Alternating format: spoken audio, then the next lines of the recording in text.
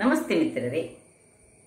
ನಾವು ಕರಾವಳಿಗರಂದ್ರೆ ತುಳುನಾಡಿನವರು ಈ ಅಕ್ಕಿಯಿಂದ ಶಾವಿಗೆ ಮಾಡ್ತೇವೆ, ಸೇಮೆ ಅಂತ ಹೇಳ್ತೇವೆ. ಅದಕ್ಕೆ ಹಾಲು ಹಾಕಿ ಈ ಹಬ್ಬ ಹರಿದಿನಗಳಂದು ಬಹಳ ಒಂದು ವಿಶಿಷ್ಟವಾದ ನಮ್ಮ ಖಾದ್ಯ ಅಂತ ಹೇಳ್ಬೋದು. ಆದರೆ ಕೆಲವೊಮ್ಮೆ ಈ ಇನ್ಸ್ಟೆಂಟ್ ಆಗಿ ದೊರಕುವಂತಹ ಈಗ ಪ್ಯಾಕೆಟ್ಗಳಲ್ಲಿ ಅಕ್ಕಿಯ ಶಾವಿಗೆಯೂ ದೊರಕ್ತದೆ, ಗೋಧಿಯ ಶಾವಿಗೆಯೂ ದೊರಕ್ತದೆ. ಇವತ್ತು ನಾನು ಈ ಪ್ಯಾಕೆಟಲ್ಲಿ ದೊರಕುವಂತಹ ಇನ್ಸ್ಟೆಂಟ್ ಶಾವಿಗೆಯಿಂದ ಒಂದು ರುಚಿಕರವಾದ ಇಡ್ಲಿಯನ್ನು ಮಾಡಿದ್ದೇನೆ. ಇದಕ್ಕೆ ಕೆಲವು ತರಕಾರಿಗಳನ್ನು ಹಾಕಿ ಮಾಡಿದಂತಹ ಈ ಒಂದು ಇಡ್ಲಿ ಮಕ್ಕಳಿಗಂತೂ ಹೇಳಿ ಮಾಡಿಸಿದಂಥದ್ದು. ಇದನ್ನು ಟಿಫಿನ್ ಬಾಕ್ಸಿಗೆ ಹಾಕಿಕೊಟ್ರೆ ಕಲರ್ಫುಲ್ಲಾಗಿ ಸಹ ಇರ್ತದೆ, ಮಕ್ಕಳು ಚೆನ್ನಾಗಿ ತಿಂತಾರೆ. ಹಾಗಾದರೆ ಈ ಇಡ್ಲಿಯನ್ನು ಹೇಗೆ ಮಾಡೋದು, ಅದಕ್ಕೆ ಏನೆಲ್ಲ ಸಾಮಗ್ರಿಗಳು ಬೇಕು ಎಂದು ನೋಡೋಣ ಅಲ್ಲವೇ ವೀಕ್ಷಕರೇ. ಇವತ್ತು ನಾವು ಈ ವರ್ಮಿಸೆಲಿ ನೋಡಿ, ಅಕ್ಕಿಯ ವರ್ಮಿಸೆಲಿ ಇದು ಪ್ಯಾಕೆಟ್ಗಳಲ್ಲಿ ಸಹ ಸಿಗ್ತದೆ, ಅಥವಾ ನಾವು ನೋಡಿ ಅಕ್ಕಿಯನ್ನು ಈ ಸಮ್ಮರ್ ಸೀಸನಲ್ಲಿ ಬೇಸಿಗೆ ಕಾಲದಲ್ಲಿ ಒಣಗಿಸಿಟ್ಟು ಅಕ್ಕಿಯಿಂದ ಮಾಡಿದಂಥ ಅದು ಸಹ ಆಗ್ತದೆ, ಅಥವಾ ಇದು ಸಹ ಆಗ್ತದೆ. ನೋಡಿ, ಇದು ಸಪೂರದ ಅಕ್ಕಿಯಿಂದ ಸಿಕ್ಕುವಂಥದ್ದು. ಎಲ್ಲ ಮ್ಯಾಂಗ್ಳೂರ್ ಸ್ಟೋರ್ಗಳಲ್ಲಿ, ಎಲ್ಲ ಕಡೆಯಲ್ಲಿ, ಮಂಗಳೂರಿನಲ್ಲಿ ಎಲ್ಲ ಅಂಗಡಿಗಳಲ್ಲಿ ದೊರಕ್ತದೆ. ಇದು ಒಂದು ಮೊಸರು ಎಷ್ಟು ತೆಗೆದುಕೊಂಡಿದ್ದೇವೆ ಅದರ ಡಬಲ್ ಶಾವಿಗೆ. ನಾವಿವತ್ತು ಶಾವಿಗೆ ಇಡ್ಲಿಯನ್ನು ಮಾಡ್ತಿದ್ದೇವೆ. ನೀವು ಶಾವಿಗೆ ಉಪ್ಕರಿ ಎಲ್ಲ ನೋಡಿರುವಿರಿ, ಇಡ್ಲಿಯನ್ನು ಮಾಡಿರುವಿರ ನನಗೆ ಗೊತ್ತಿಲ್ಲ. ನಾನಿವತ್ತು ಶಾವಿಗೆ ಇಡ್ಲಿ ಮಾಡ್ತಿದ್ದೇನೆ. ನೋಡಿ, ಇದರ ಎಷ್ಟು ಮೊಸರು ತೆಗೆದುಕೊಂಡಿದ್ದೇವೆ ಅದರ ಡಬಲ್ನಷ್ಟು ಶಾವಿಗೆ. ಆದರೆ ಸ್ವಲ್ಪ ಗ್ರೀನ್ ಪೀಸ್, ಸ್ವಲ್ಪ ಸಾಸಿವೆ,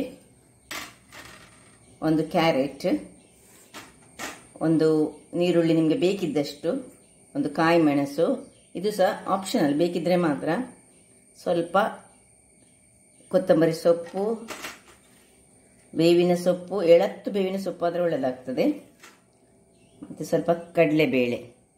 ಹಾಗಾದರೆ ಮೊದಲಿಗೆ ನೋಡಿ, ಈ ಒಂದು ಕ್ಯಾರೆಟನ್ನು ಹೀಗೆ ತುರಿದುಕೊಳ್ಳೋಣ.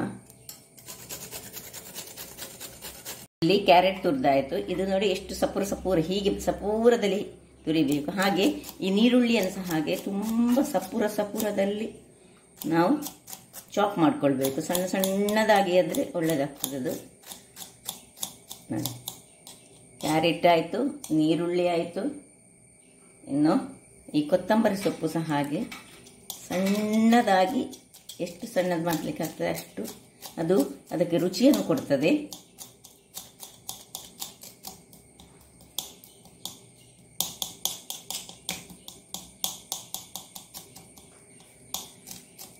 ಹಾಗಾದರೆ ಅದು ನಾನು ದಂಟನ್ನು ಸಹ ಹಾಕ್ಕೊಂಡಿದ್ದೇನೆ. ದಂಟು ಸಹ ಒಂದು ನಮೂನೆಯ ಪರಿಮಳವನ್ನು ಕೊಡ್ತದೆ. ನೋಡಿ, ಸಣ್ಣದಾಗಿ ಹೆಚ್ಚಿಕೊಂಡಿದ್ದೇನೆ, ಬಾಯಿಗೆ ಸಿಕ್ಕಬಾರ್ದು, ಹಾಗೆ ಇರಬೇಕು. ನೋಡಿ, ಇಷ್ಟ ಆದಮೇಲೆ ಈಗ ಒಂದು ಸಣ್ಣ ಬಾಣಲೆಯನ್ನು ಒಲೆಯಲ್ಲಿ ಇಟ್ಕೊಂಡಿದ್ದೇನೆ. ಅದಕ್ಕೆ ಒಂದು ಚಮಚದಷ್ಟು ಎಣ್ಣೆಯನ್ನು ಹಾಕೊಳ್ತಿದ್ದೇನೆ. ಖಾಲಿ ಒಂದೇ ಚಮಚ ಸಾಕು. ಅದು ಬಿಸಿ ಆಗುವಾಗ ಸ್ವಲ್ಪ ಸಾಸಿವೆ ಹಾಕೊಳ್ಳೋಣ. ಬಿಸಿ ಆಗುವಾಗ ಸಾಸಿವೆ ಸಿಡಿಲಿಕ್ಕೆ ಆಗುವಾಗಲೇ ಈ ಒಂದು ಕಡಲೆಬೇಳೆಯನ್ನು ಇದರಲ್ಲಿ ಹಾಕೊಳ್ಳೋಣ. ನೋಡಿ, ಸಾಸಿವೆ ಸಿಡಿತಾ ಉಂಟು. ಈಗ ಸ್ವಲ್ಪ ಚೂರು ಮಾಡಿ ಈ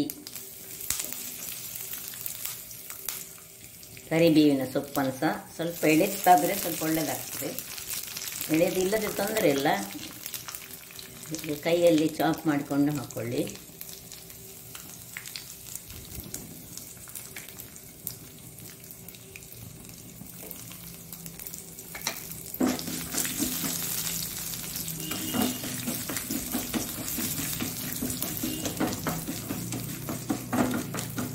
ಹಸಿವೆ ಎಲ್ಲ ಸಿಡ್ದಾಯಿತು. ಸಿದ್ದ ಮೇಲೆ ಇದನ್ನು ಆಫ್ ಮಾಡಿದ್ರೆ ಆಯಿತು. ಇದು ಪೂರ ಕೆಂಪಾಗಬೇಕಂತ ಇಲ್ಲ ಏನು, ಯಾವುದು ಕಡಲೆಬೇಳೆ. ನೋಡಿ, ಸಾಸಿವೆ ಸಿಡಿತು, ಆಫ್ ಮಾಡಿಕೊಂಡು ಇದನ್ನು ಸ್ವಲ್ಪ ರೆಸ್ಟಿಗೆ ಬಿಡುವ. ಇದು ತಣ್ಣಗಾಗಬೇಕು ನಮಗೆ. ಈಗ ಈ ಬೌಲಿನಲ್ಲಿ ನಾವು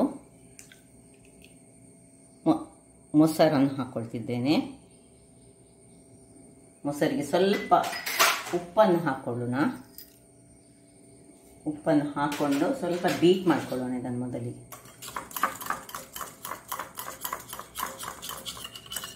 ಮೊಸರು ಯಾವತ್ತು ಹುಳಿಯ ಮೊಸರಾಗಿರ್ಬಾರ್ದು, ಹದಾದ ಮೊಸರಿದ್ರೆ ಬಹಳ ಒಳ್ಳೆಯದು. ಈಗ ಈ ಒಂದು ಶಾವಿಗೆ ಇದನ್ನು ಇದರಲ್ಲಿ ಹಾಕೊಳ್ಳೋಣ. ನೋಡಿ, ಸ್ವಲ್ಪ ಹೊತ್ತು ಅದನ್ನು ಹಾಗೆ ನೆನೆಯಲಿಕ್ಕೆ ಬಿಡೋಣ. ಈ ಹೊತ್ತಿನಲ್ಲಿ ನೋಡಿ ಹೀಗೆ ಆಗ್ತದೆ. ತುಂಬ ನೆನೆಬೇಕಂತಿಲ್ಲ, ತುಂಬ ಫುಲ್ಲು ಅದರಲ್ಲಿ ಮುಳುಗಬೇಕಂತ ಇಲ್ಲ, ಹೀಗೆ ಆದರೆ ಸಾಕು. ಈಗ ಈ ಹೊತ್ತಿನಲ್ಲಿ ನೋಡಿ ಚಾಪ್ ಮಾಡಿದಂತಹ ಕಾಯಿ ಮೆಣಸು, ಇದು ಆಪ್ಷನಲ್, ಮಕ್ಕಳಿಗೆಲ್ಲ ಕೊಡೋದಾದ್ರೆ ಕೊಡಬೇಡಿ. ಇದು ಮಕ್ಕಳ ಈ ಟಿಫಿನ್ ಬಾಕ್ಸಿಗೆ ಹಾಕಲಿಕ್ಕೆ ಬಹಳ ಚೆನ್ನಾಗಿರ್ತದೆ, ಮಕ್ಕಳು ಖುಷಿಯಲ್ಲಿ ತಿಂತಾರೆ ಸಹ ಇದನ್ನು. ನೋಡಿ, ಇದು ಕ್ಯಾರೆಟನ್ನು ಹಾಕ್ತಿದ್ದೇನೆ, ನೀರುಳ್ಳಿ ಮತ್ತು ಕೊತ್ತಂಬರಿ ಸೊಪ್ಪು ಎಲ್ಲವನ್ನು ಹಾಕಿ ಮಿಕ್ಸ್ ಮಾಡಿಕೊಳ್ಳೋಣ.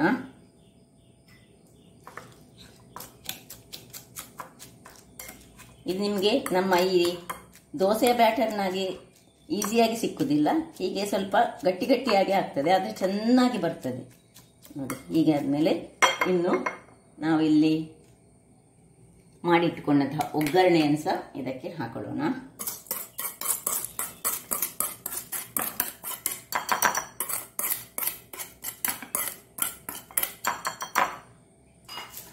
ಇನ್ನು ಎಲ್ಲವನ್ನು ಮಿಕ್ಸ್ ಮಾಡಿಕೊಂಡು ಈಗ ಕೈಯಲ್ಲಿ ನಾನು ಮಿಕ್ಸ್ ಮಾಡ್ತೇನೆ.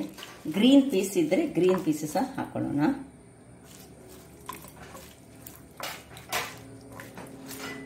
ಇದರಲ್ಲಿ ಯಾವುದೇ ವೆಜಿಟೇಬಲ್ಗಳು ಆಪ್ಷನಲ್, ನಿಮ್ಗೆ ಯಾವುದು ಬೇಕು ಅದನ್ನು ಹಾಕೊಳ್ಬೋದು ಅಥವಾ ಏನಿಲ್ಲದೆಯೂ ಮಾಡ್ಬೋದು. ಆದರೆ ಕ್ಯಾರೆಟ್ ಮತ್ತು ಗ್ರೀನ್ ಪೀಸ್ ಎಲ್ಲ ಹಾಕಿದರೆ ಅದು ಒಂದು ನಮ್ಮನೆ ಸ್ವಲ್ಪ ಅಟ್ರಾಕ್ಟಿವ್ ಆಗಿರ್ತದೆ, ನೋಡಲಿಕ್ಕೆ ಖುಷಿ ಆಗ್ತದೆ. ನೋಡಿ, ಹೀಗೆ ಎತ್ತು ಬರ್ತದೆ, ಏನು ನಿಮಗೆ ನೀರಾಗಬೇಕಂತಿಲ್ಲ. ಇದು ಬೇಯುವಾಗ ಅದರಷ್ಟಕ್ಕೆ ಅದರಲ್ಲಿ ನೀರನ್ನು ಬಿಟ್ಟುಕೊಡ್ತದೆ. ನಿಮಗೆ ಸ್ವಲ್ಪ ಬೇಕಿದ್ದರೆ ಇದರ ಮೇಲೆ ಚೂರೇ ಚೂರು ನಾವು ನೋಡಿ ಹೀಗೆ ನೀರನ್ನು ಚೂರು ಚುಮುಕಿಸಿಕೊಳ್ಬಹುದು. ಈಗ ಇದನ್ನು ನಾನು ಒಂದು 10 ನಿಮಿಷಗಳ ಕಾಲ ರೆಸ್ಟಿಗೆ ಇಡ್ತೇನೆ. ಇಲ್ಲಿ ನೋಡಿ ವೀಕ್ಷಕರೇ, ಇದು ಈಗ 10 ನಿಮಿಷಗಳ ಕಾಲ ನೆಂದಿದೆ. ಇದೇನು ನೀರಾಗುದಿಲ್ಲ ನೋಡಿ, ಹೀಗೆ ಗಟ್ಟಿ ಗಟ್ಟಿ ಇರ್ತದೆ, ನೋ ಪ್ರಾಬ್ಲಮ್. ಈಗ ಇದಕ್ಕೆ ನೀವು ಇದು ಆಪ್ಷನಲ್, ನಾನು ಚೂರು ಪಿಂಚಪ್ ಬೆಲ್ಲವನ್ನು ಹಾಕೊಳ್ತೇನೆ ಅಥವಾ ಸಕ್ಕರೆ ಸಹ ಹಾಕೊಳ್ಬೋದು, ನಿಮಗೆ ಬೇಕಿದ್ದದ್ದು. ಹಾಕದಿದ್ದರೆ ಸಹ ನಡೀತದೆ, ಯಾಕೆ ಹೇಳಿದ್ರೆ ಅಲ್ಲೆಲ್ಲ ಕಾಯಿ ಮೆಣಸು ಮತ್ತು ಬೇರೆ ಬೇರೆ ವೆಜಿಟೇಬಲ್ಸ್ಗಳೆಲ್ಲ ಇದ್ದು ಅದೊಂದು ಖಾರವನ್ನು ಕೊಡುತ್ತದೆ. ಸಪೋಸ್ ನಿಮಗೆ ಬೇಕಿದ್ದರೆ ಇಲ್ಲಿ ಅಷ್ಟೊತ್ತಿಗೆ ನೋಡಿ ಈ ಸ್ಟೀಮರನ್ನು ಇಟ್ಕೊಳ್ಳೋಣ. ಇದು ಬಿಸಿ ಆಗಲಿ. ನೋಡಿ, ಇದು ನೋಡಿ ಹೀಗೆ ಬರ್ತದೆ, ನಿಮಗೆ ಗೊತ್ತಿರ್ಬೋದು. ನೋಡಿ, ಈ ಥರದ ಪ್ಯಾಕೆಟ್ಗಳಲ್ಲಿ ಬರುವಂತಹ ನಾನು ಇದನ್ನು ತೆಗೆದುಕೊಂಡದ್ದು. ತೆಳು ತೆಳುವಾಗಿರ್ತದೆ. ಇಲ್ಲಿ ಈಗ ನಾನು ಈ ಇಡ್ಲಿಯ ತಟ್ಟೆಗಳನ್ನು ತೆಗೆದುಕೊಂಡಿದ್ದೇನೆ. ಇದಕ್ಕೆ ಸಹ ಸ್ವಲ್ಪ ಎಣ್ಣೆಯನ್ನು ಹೀಗೆ ಗ್ರೀಸ್ ಮಾಡಿಕೊಂಡಿದ್ದೇನೆ. ಈಗ ಒಂದೊಂದಾಗಿ ನಿಮಗೆ ಇದನ್ನು ಬೇಕಿದ್ರೆ ಸೌಟಲ್ಲಿ ಹಾಕ್ಲಿಕ್ಕೆ ಆಗದಿದ್ರೆ ಹೀಗೆ ಒಳ್ಳೆ ತಿರುಗಿಸಿಕೊಂಡು ಕೈಯಲ್ಲಿ ಹೀಗೆ ಕೈಗಳಲ್ಲಿ ಸಹ ಹೀಗೆ ಹಾಕೊಂಡ್ರೆ ಸಾಕ್ತದೆ. ನೋಡಿ, ಹೀಗೆ ಇದು ಚೆನ್ನಾಗಿ ಏಳ್ತದೆ. ಸ್ವಲ್ಪ ಗ್ರೀಸ್ ಮಾಡಿಕೊಳ್ಬೇಕು ನಾವು ಇದನ್ನು, ಎಣ್ಣೆಯನ್ನು.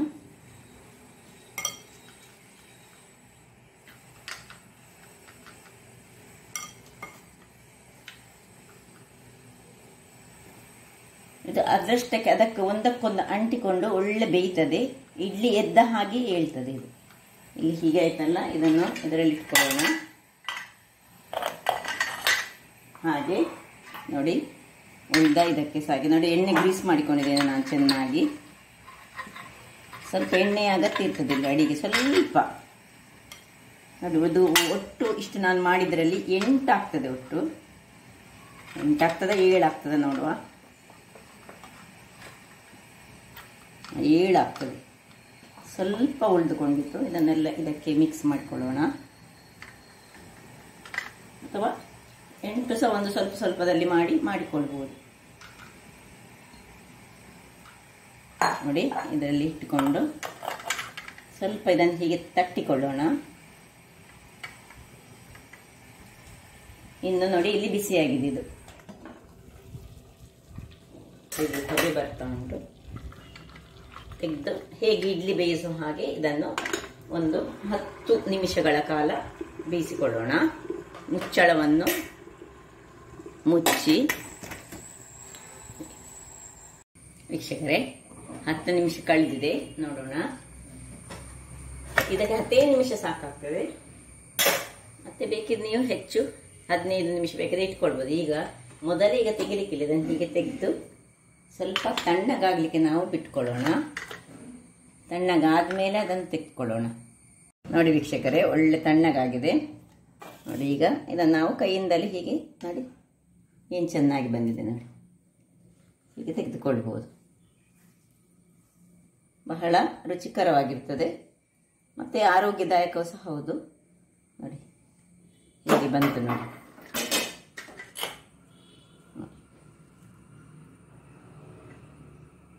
ಬ್ಯಾಕ್ ಸೈಡ್ ನೋಡಿ. ಇದಕ್ಕೆ ಮಕ್ಕಳಿಗೆ ಅದು ಸಾಸ್, ನನ್ನ ಮೊಮ್ಮಕ್ಕಳಿಗೆ ಇದು ಹೇಳಿದರೆ ಬಹಳ ಖುಷಿ. ಇದನ್ನು ಸಾಸ್ನೊಟ್ಟಿಗೆ ಅಥವಾ ಅವರು ಟೊಮೆಟೊ ಕೆಚಪ್ನೊಟ್ಟಿಗೆ ತಿಂತಾರೆ. ನೋಡಿ ಹೀಗೆ ಬರ್ತದೆ. ಹಾಗಾದರೆ ನೋಡಿದ್ರಲ್ಲ ವೀಕ್ಷಕರೇ, ಏನು ಚೆನ್ನಾಗಿ ಬಂದಿದೆ ನೋಡಿ. ಹೀಗೆ ಇಟ್ಟರೆ ಇಡ್ಲಿ ನೋಡಿ. ಅದಕ್ಕೆ ನಾನೊಂದು ಕ್ಯಾರೆಟನ್ನು ಹಾಕಿ ನೋಡಿ, ಆ್ಯಸ್ ಯೂಶುವಲ್ ಮಾಡಿದಂತಹ ಚಟ್ನಿಯನ್ನು ಸಹ ಮಾಡಿದ್ದೇನೆ. ಇದಕ್ಕೆ ಸ್ವಲ್ಪ ಕ್ಯಾರೆಟಿನನ್ನು ಮಾಡುವಾಗ 1-2 ಪೀಸ್ನಷ್ಟು ಅಂದರೆ ಒಂದಿಷ್ಟು ತುರ್ದ ಕ್ಯಾರೆಟನ್ನು ಹಾಕಿ, ಕೊತ್ತಂಬರಿ ಸೊಪ್ಪು, ತೆಂಗಿನ ತುರಿ, ಮೆಣಸು, ಹುಳಿ, ಉಪ್ಪು ಹಾಕಿದಂಥದ್ದು. ಇದು ಸಹ ನಮಗೆ ದೊಡ್ಡವರಿಗೆ ಆದರೆ ಇದರ ಕಾಂಬಿನೇಷನ್ ಒಳ್ಳೆಯದಾಗ್ತದೆ. ಸಣ್ಣ ಮಕ್ಕಳಿಗೆ ಕೊಡ್ತದೆ, ಟಿಫಿನ್ ಬಾಕ್ಸಲ್ಲಿ ಇದನ್ನು ಚೆನ್ನಾಗಿ ಕೊಡ್ಬೋದು. ಮಕ್ಕಳು ಚೆನ್ನಾಗಿ ತಿಂತಾರೆ ನೋಡಿ, ಹೇಗೆ ಬಂದಿದೆ ನೋಡಿ. ಹಾಗಾದರೆ ನನ್ನ ಈ ಕುಕಿಂಗ್ ಚಾನಲ್ ನಿಮಗೆ ಇಷ್ಟ ಆದರೆ ಬೋಳೂರು ಸುವರ್ಣ ಚಾನಲನ್ನು ಲೈಕ್ ಮಾಡಿ, ಶೇರ್ ಮಾಡಿ ಹಾಗೂ ಸಬ್ಸ್ಕ್ರೈಬ್ ಮಾಡಿ. ಹಾಗೂ ನನ್ನ ಇನ್ಸ್ಟಾಗ್ರಾಮ್ ಪೇಜನ್ನು ಫಾಲೋ ಮಾಡಿ. ಧನ್ಯವಾದಗಳು.